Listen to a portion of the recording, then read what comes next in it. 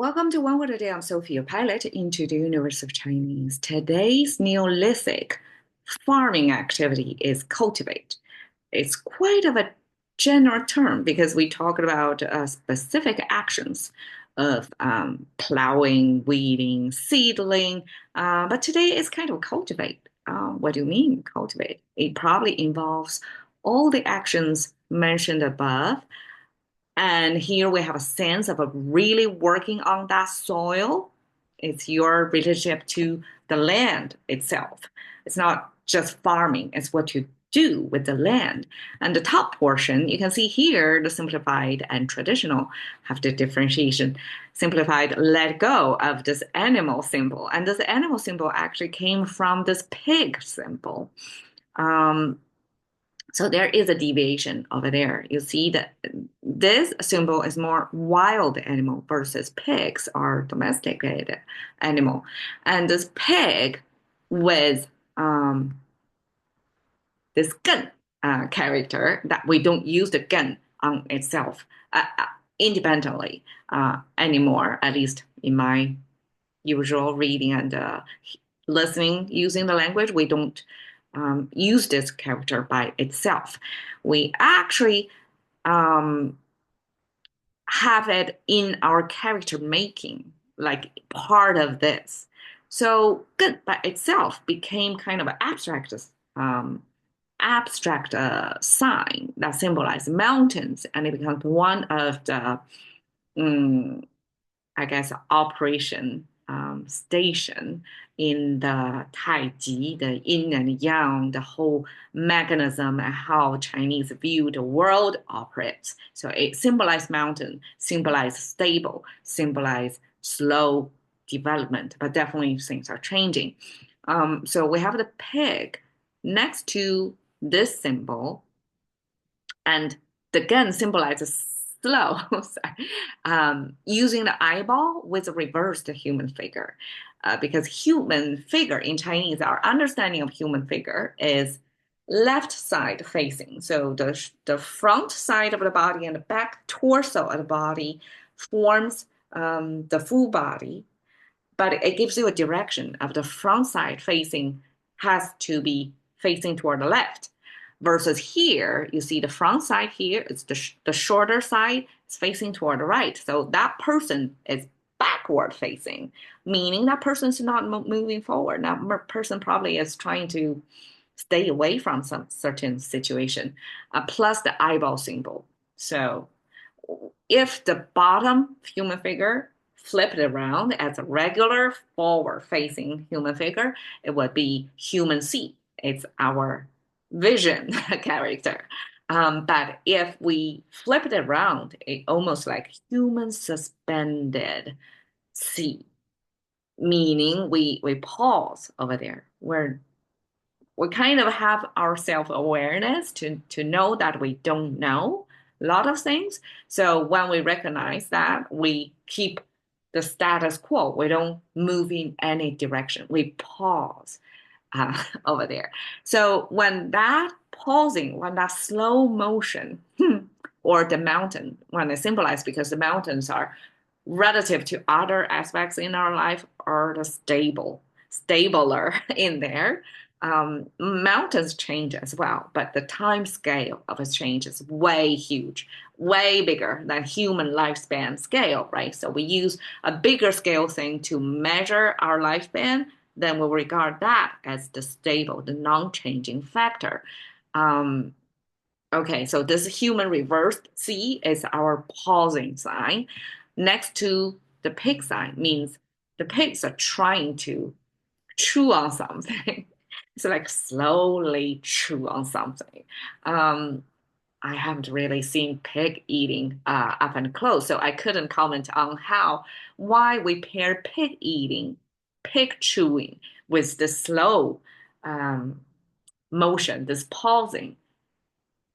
Means it really is hard to chew. You spend a lot of time, get a tiny little bit of nutrition out of it. So it's like out effort, your input produce a little output kind of situation. And that paired with the soil symbol means cultivate, a almost like a prep you from the language point of view, right? To give you the hint of what it means to cultivate, you need to have a lot of patience, as if you're a pig chewing on that bone and takes a long time to finally get nutrition out of it. So cultivate a new piece of land or reclaim a piece of land takes time for it to be ready to be productive piece of land. And I guess before the land become fertile, you need to lay down a lot of groundwork, feel like slow progression at some moment. So that's the wisdom of the language. It embedded this value in you so that you accumulate enough patience up front. You know what you're heading into. And that's what it means to cultivate. You spend a lot of time as if you're pausing in there. You don't see progression, but you keep having input, keep chewing on that bone, and then eventually you're going to be rewarded. But the time scale is like slow motion movement during that period. That's cultivate. We have kaiken. We pair kai open with ken, this slow motion cultivation, together to give it a sense of you convert a piece of land. It could be a forest or it could be a marshland. I don't exactly know. Like how humans were on planet Earth find different geolocations, different type of land, how we convert them to be farmland. So when we open a piece of new land to convert them to be cultivatable eventually, that's kai. We use the term kai to mean access. You finally access that piece of land in the farming capacity. Okay, 农垦种局. Okay, this is a term I heard a lot when I grew up. It turned out I checked a little bit history of that. This is central government of China. It built this 农垦总局 in northeast part of China because that's a big piece of land that's agriculturally friendly. Let's say it's the land condition that's real good for agriculture purpose. But before the land was for agriculture, it was mostly resided or managed by minority groups, minority ethnic groups living in that region, mostly are nomadics. They're not keen on farming. So central government, once the CCP, once they established Chinese running, then they convert a branch of army. So I guess there are many different troops, right, on different regions. So one of them were picked to be redirected to cultivate, kind of slow chewing that land to make it farmable. So conversion, not only of this land, is like a different population. It's not the local population anymore. It's mostly military guys.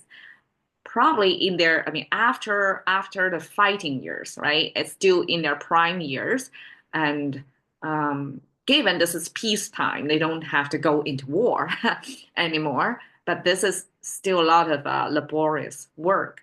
I guess Northeast is a kind of the coldest place in China, except for the higher elevation grounds like in Tibet. But Northeast, the altitude, not altitude, latitude, longitude, latitude wise is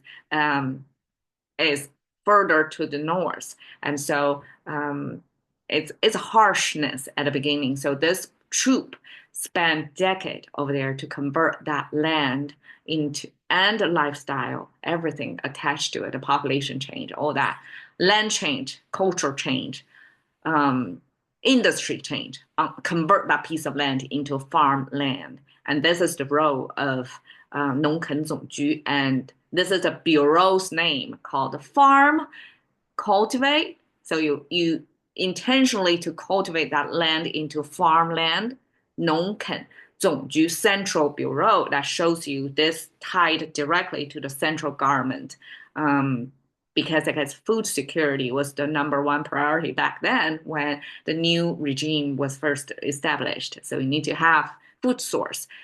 So that's the decision back then, and this is the bureau. And eventually, they went through some reforms to decentralize a little bit and break down into different rentals, ranches in today's term, and then turn farmland, sometimes convert farmland into tourist sites. So there are later developments, of course, but this played a historical role, and this is the bureau that I heard when I grew up a lot. Okay, 屯垦戍边. So 屯 means you store, you pile over there, and cultivate 戍边 guard the border. And I guess 屯垦戍边, well, not I guess, but it's one of the slogan or the purpose. I guess the mission. The mission for this troop, it's not a glamorous job at all. Like you were war heroes, given, I mean, the veterans in China probably were not the same concept as veterans in other countries. Each country have their veteran policies different, but repurpose your military career into a farming career. That's quite a change. And so this is the mission statement back then. There you go. Go, can cultivate. Thank you for your time. See you next.